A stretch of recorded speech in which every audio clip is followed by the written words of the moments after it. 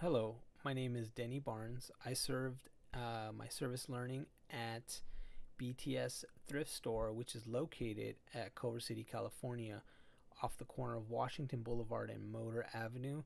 They sell items that have been donated, such as furniture, clothing, sporting goods, musical instruments, and the profit goes to the rehab center, which benefits those who are in addiction recovery. Most of the people that work there are serving court ordered community service for various crimes or are in recovery from the rehab center, which is down the street. The rehab center is an important inpatient center where it helps patients get back to a productive and fulfilling life.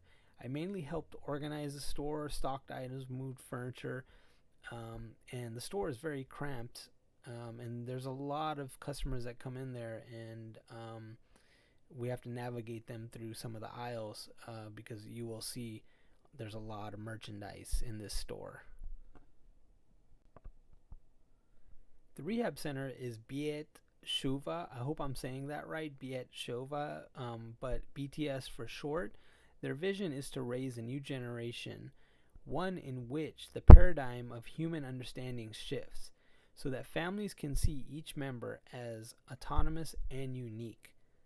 They are helping people live well and penetrate both the incidence of addiction and beyond to any family members who struggle at all.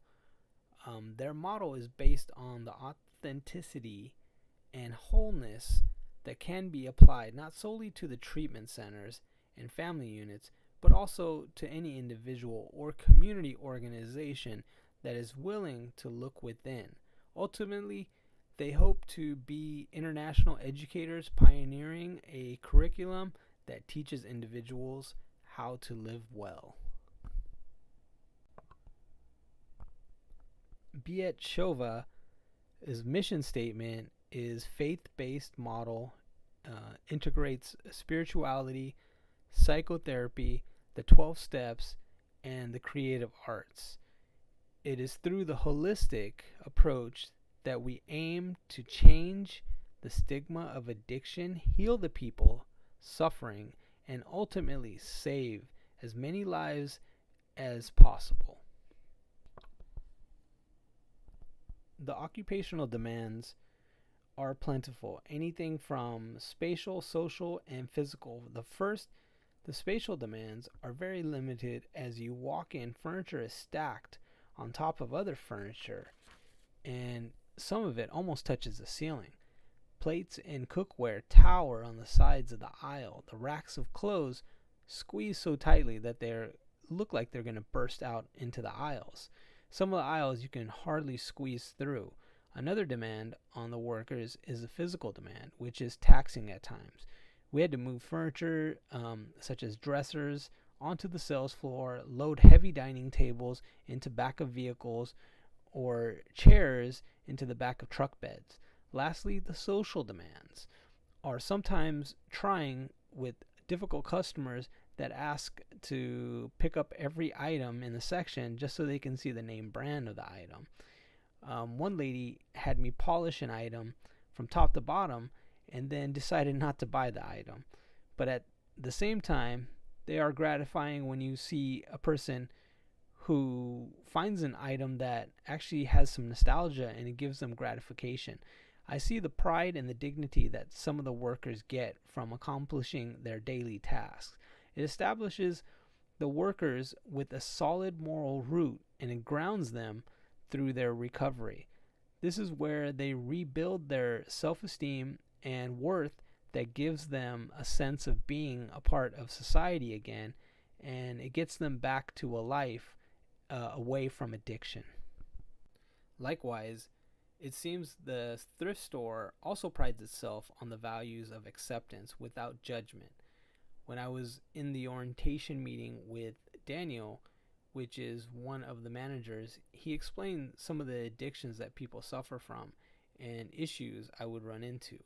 I was already aware of the sensitivity of the environment, but he gave me a sense that all the people there are accepted, um, at BTS, regardless of their social status, ethnicity, or problems they may have had with addiction.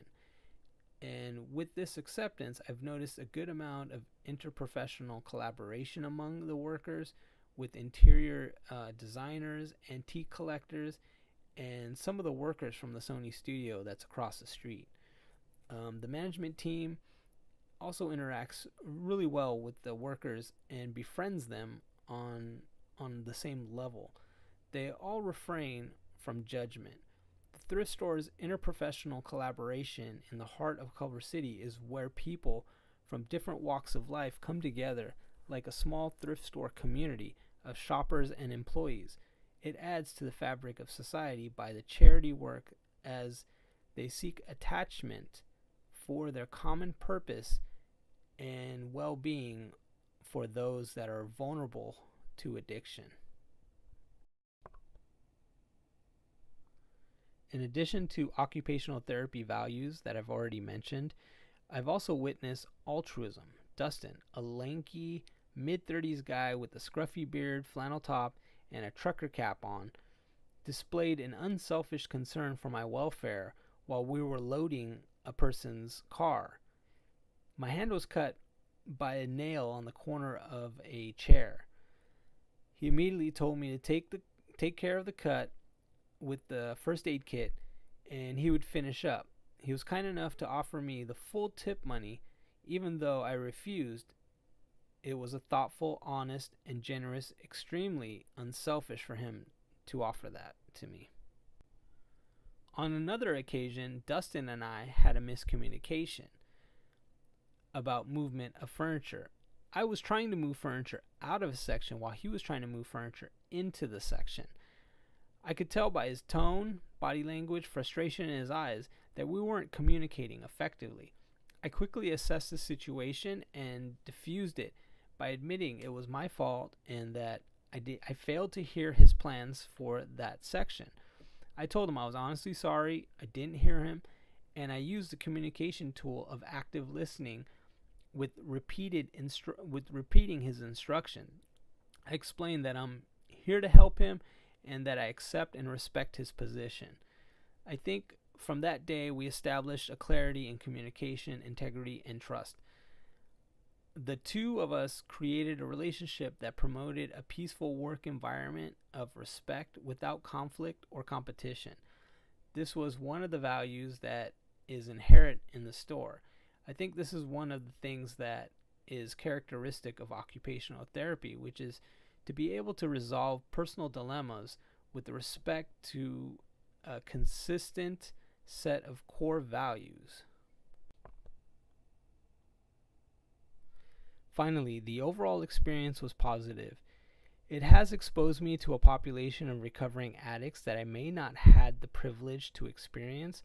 Also, I was able to use some of the techniques from the course, like active listening and therapeutic use of self. It was personally rewarding, and I truly believe in the mission and the work of the BTS organization. However, I don't think it was the service learning experience contributed at all to my professional growth. I was hoping to build friendships, learn from the experience from the individuals and the organization. I was looking to get maybe a little bit more of insight to how the organization operates, and from those operations, the day-to-day operations, I was hoping to see how those operations actually support the individuals at the rehab center.